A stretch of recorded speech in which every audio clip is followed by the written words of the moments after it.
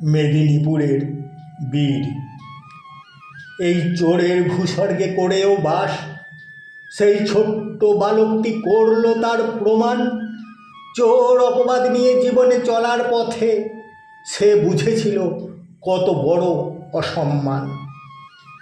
জনবহুল প্রকাশ্যে দিবালোকে মিথ্যে চিপস চুরির অপবাদ, জবানবন্দিতে সে বলেছিল, মাগো চোর নই আমি, সত্যি নিরপরাধ।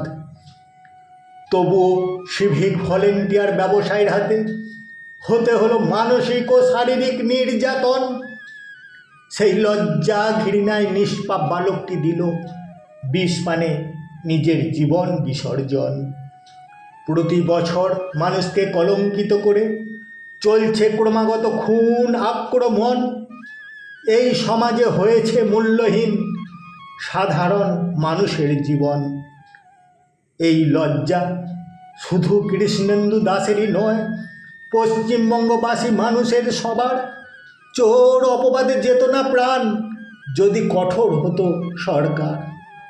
মেদিনীপুরের সেই ছোট্ট বীর বালক গেল চলে, নিয়ে গেল সহস্র যন্ত্রণা আর এক রাস অভিমান, আর শিখিয়ে গেল সমাজকে মানুষের সর্বাধিক হলো আত্মসম্মান।